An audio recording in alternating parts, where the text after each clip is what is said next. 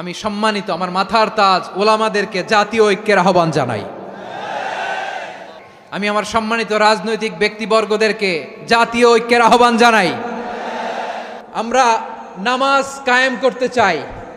জামাত ইসলাম এই কথার উপর একমত আছে না নাই? নামাজ কায়েম হোক, একমত না জামাত ইসলাম? হেফাজত একমত না? ইসলামী আন্দোলন একমত না? তাবলীগের ভাইয়েরা একমত না? পীরের মুরিদেরা একমত না? আপামর তাওহিদি মুসলিম জনতা একমত না? তাহলে নামাজ কায়েম করতে হবে। নামাজ কায়েম করতে হবে এই কমন গ্রাউন্ডে আমরা সবাই একমত, ঠিক কিনা? যাকাত আদায় করতে হবে, সবাই একমত, ঠিক কিনা? নারীদের পর্দা করতে হবে, শালীন পোশাক পরতে হবে, একমত সবাই, ঠিক কিনা? বৈষম্য বিরোধী বাংলাদেশ চাই, সবাই একমত, ঠিক কিনা? মেরিটোক্রেসি, মেরিটোক্রেসি, আর কোনো মামা চাচার ফোনে পদ দিলে হবে না, মেধার ভিত্তিতে সবগুলো পদ ঠিক করতে হবে, চিল্লায় বলো ঠিক কিনা? আমরা একমত না? স্বাধীনতা সার্বভৌমত্বের প্রশ্নে আমরা সবাই একমত, ঠিক কিনা?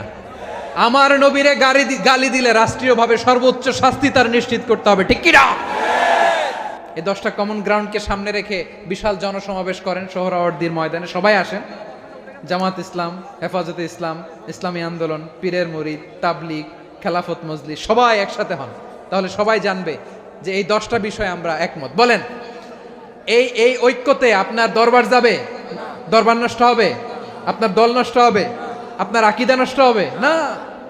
আমার মাথার তাজ সম্মানিত ওলামায়ে একরাম, এই 10টা কমন গ্রাউন্ডে যদি এক হন, আপনার আকীদা নষ্ট হবে। আপনার আকীদা আপনার, আমার আকীদা আমার, আপনার দল আপনার, আমার দল আমার, আপনার পলিসি আপনার, আমার পলিসি আমার, কারো কিছু নষ্ট হবে না। কিন্তু যে বিষয়ে আমরা সবাই একমত, এরকম 10টা মৌলিক পয়েন্টে আমরা একমত হতে চাই কি চাই না? এতে কারো কোনো লস নাই, কারো কোনো ছাড়ও দেয়া লাগবে না, কারো দরবারও যাবে না, কারো দলও নষ্ট হবে না, কারো আকীদাও নষ্ট হবে না। আমার আকীদা আমার, আমার দল আমার, আমার সব ঠিক আছে। শুধু এই বিষয়ে আমি একমত, তুমি একমত, তুমি একমত, তো আমরা সবাই একসাথে বসে জানান দেই যেগুলোতে আমরা একমত, শোডাউন করি। বাংলাদেশের যে কোনো মহাসমাবেশকে সেই দিনের মহাসমাবেশ ছাড়িয়ে যাবে, চিল্লায় বলো ঠিক কিনা? এরপর জেলায় জেলায় বিভাগীয় বিভাগীয় আপনারা ওয়ার্কশপ করেন, সেমিনার করেন, আইস ব্রেকিং প্রোগ্রাম করেন, এইভাবে আমাদেরকে আগাতে হবে। তাহলে number 1 common ground based, number 2 issue based, issue ভিত্তিক ঐক্য। যখনই জরুরি কোনো ইস্যু আসবে আমরা ঐক্যবদ্ধ হব। রাজি আছেন সবাই? সবাই রাজি আছেন?